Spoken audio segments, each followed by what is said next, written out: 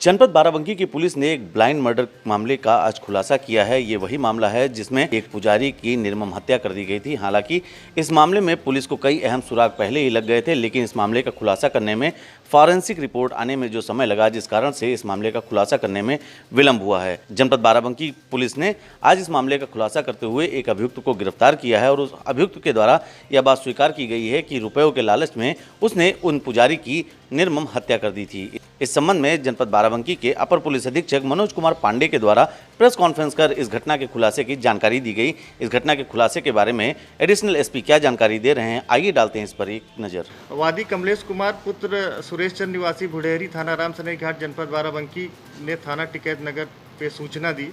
कि मेरे पिता सुरेश चंद्र वर्ष 2018 से खमोली स्थित हनुमान मंदिर पर रहते थे। वो वहाँ पे पुजारी थे और वहीं मंदिर के पास बने कमरे में रहते थे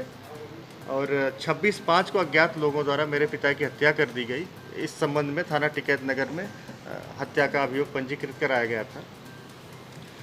घटना के अनावरण हेतु पुलिस टीमों का गठन किया गया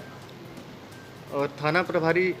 टिकैत नगर के नेतृत्व में पुलिस टीम द्वारा परिस्थितिजन्य साक्ष्य एवं डिजिटल साक्ष्य से घटना के अनावरण के प्रयास किए जा रहे थे। दिनांक 9/7/21 को टिकैत नगर पुलिस द्वारा मैनुअल इंटेलिजेंस के आधार पर अभियुक्त जिसका नाम देशराज है, ये सराय बरई का रहने वाला है जो घटना स्थल के पास में ही है, इसको गिरफ्तार किया गया। अभियुक्त की निशानदेही पे हत्या में प्रयुक्त सरिया 1 अदद, 3 अदद जमा पर्ची SBI, 1 अदद आधार कार्ड और 2700 रुपये नकद बरामद किए गए हैं। अभियुक्त ने पूछताछ पे बताया कि वह नशे का आदी है और शराब लगभग रोज ही पीता है और शराब न मिलने पर धतूरे का बीज उज भी खाता है और नशे के कारण पूर्व में भी कई लोगों से इसकी मारपीट हो चुकी है, लड़ाई झगड़ा करता रहता है। दिनांक 25/5 को शाम सराय बरई चौराहे पर एक दुकान पर खड़ा था। उसी समय पुजारी हनुमान मंदिर के जो थे साइकिल से आए और कह रहे थे कि गेहूं बेचकर मैंने 10,000 रुपये इकट्ठा किए हैं और कल मैं इसको राम सनई घाट में बैंक में जमा कराने जाऊंगा। मुझे और इसको भी रुपए की आवश्यकता थी। इसकी किसी से बात हो चुकी थी, ये शादीशुदा नहीं है और किसी के माध्यम से बात हुई थी कि 50,000 रुपये खर्च कर देगा तो वो उसकी शादी करवा देगा और ये पैसे के इंतजाम में लगा हुआ था काफ़ी दिनों से। जब इसे बाबा के पास पैसे होने की जानकारी मिली तो ये रात में करीब 1:30-2 बजे के आसपास ये वहाँ गया और बाबा पैसा बक्से में रखते थे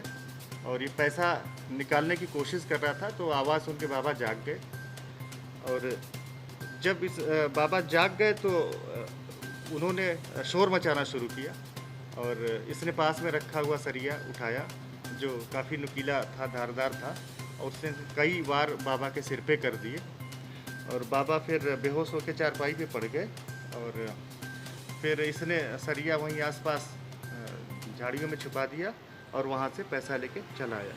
घटना स्थल के पास लगे CCTV कैमरे में इसका फुटेज घटना के समय प्राप्त हुआ है। 2 बार ये वहाँ से आया गया है, फुटेज से फोटो इसकी प्रमाणित हुई है और अभियुक्त के घर से इसकी एक पैंट बरामद हुई है जिसमें खून के बहुत सारी छींटें पड़ी हुई थी और वो जनपद बाराबंकी की फॉरेंसिक टीम ने उसका टेस्ट किया जिससे ये पता चला कि कपड़े पे ब्लड के निशान हैं और ये नहीं पता चल पाया कि ब्लड मानव का है या किसी और का रक्त है। इसकी पुष्टि के लिए वो सैंपल FSL लखनऊ भेजा गया जिसकी रिपोर्ट प्राप्त हो चुकी है और जिस पर मानव ब्लड होना पाया गया और मानव ब्लड होना पाया गया और ये इस घटना के सफल अनावरण के लिए इस टीम को 25,000 रुपये का पुरस्कार प्रदान किया गया है।